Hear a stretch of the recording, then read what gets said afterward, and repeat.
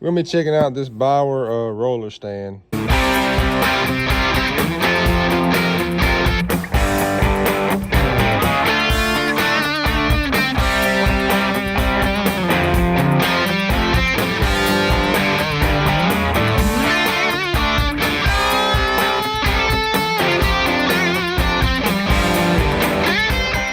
So I got it. I'm using my table saw. It's a job site table saw. I'm cutting some trim here in longer pieces. You know, it gets kind of aggravating. And even in my little shop, it's not big enough to have a full-on dedicated outfeed table or anything. So I got this to use for that, and we're going to test it out. And I mean, you can do it for this, or you can set it up for a miter saw, you know, whatever. But 250-pound low capacity adjustable roller stand with edge guide. It folds up. Let's see, that's kind of what it, what it looks like there. And product height 46 inches, width 17.5, roller width is 11.5, adjustable height, there's your measurement, steel 250 pounds. You see the specs there. Let's get it out, set it up, and I'm gonna put it right here, like I said, and feed my trim out onto. I'm cutting some like baseboard and stuff. And I'm using 1x4s because it's a rustic cabin, and we're staining them and putting them down. So this is how it comes. It's got paperwork, shows you how it goes. We're just gonna set it up, take the barrel nut off, and go through the instructions. Here, as you can see how it's supposed to be set up, and then I'll go over some more of the specs, the adjustments of it and all that. It also has a foot, an adjustable foot for uneven surfaces. So this one right here, you can let it in or let it out to, level it. Level it out. This one doesn't have one. I wish it had it on both sides so that you could get both of them the same height. But either way, I guess if it's wobbly or whatever, you can adjust that to kind of get it flat. So according to the picture, at least, on the black side here, you put your barrel nut through the hole and then thread this in there just to secure it down like that. Front side is the one with the adjustable foot here. And it takes an Allen key, but if you open up the pack of other stuff, it has an Allen key in there. So get it good and snug. And you can put a little Loctite on there, I guess, if you're worried about it backing out. I'm not going to right now. I'm just going to snug it down good, and if it ends up coming loose later, I'll put Loctite on it. Do the same thing on the bottom for the other one. Adjustable arm, the other arm with it, the black one here is the adjustable arm. And it's got this, you want the holes at the top. It's got two holes on one side and a slot on the other side. According to the picture, the slot is facing towards this side, so that's how we'll do it. Take your lock handle here and put it through there. It's going to be in the nut there. It's going to be how you snug it down where you want it. Yeah, so lay it up, snug it down like that. Then we're going to use the two bolts that came with it. They have a washer and lock nuts on it to attach the roller itself. What you do, put your bolts through the front side here, and then they go through the slot there and out of the back side.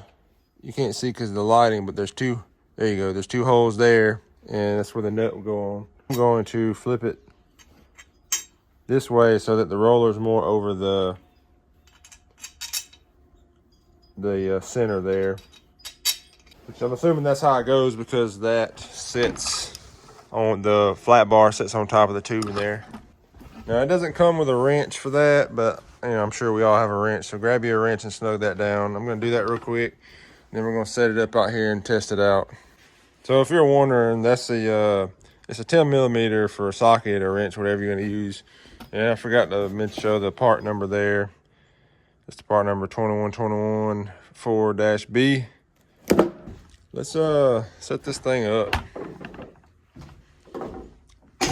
So of course, depending on the length of my board, I'm about to rip one. Actually, I got one done and I got it a little bit too wide, so I got to rip a little bit off of it.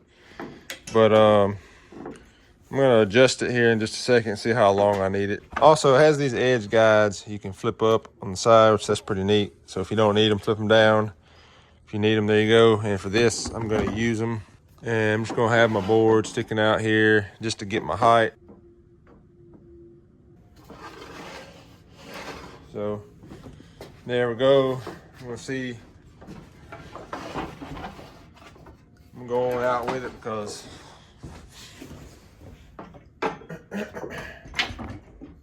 and the foot there, it's just the bolt runs through, and if it's wobbling a little bit, just run the bolt down until it touches the floor and levels it out or whatever.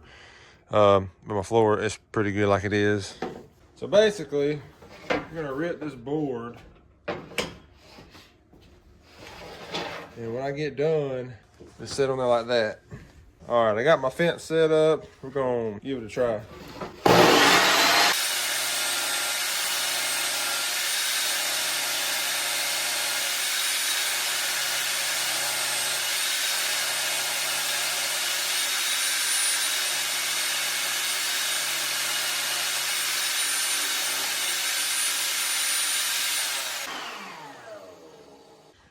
Well, all right, that worked out great. So it kept it good and level. And I got my rip down through there. So, hey, that works out pretty good. I like the adjustments on there. And of course, it folds up.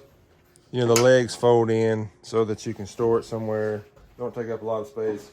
And that's the main reason I got this, because like I said, small shop don't have room for a big outfeed table. So I use a job site table saw. Well, I use it other places too, portable, but when I am in my little shop, it's like a 12 by 24 storage building. So, use it, set that up for outfeed. When I'm done, fold it up, put the legs on this, fold up on the table saw too, put it away, and we're good to go.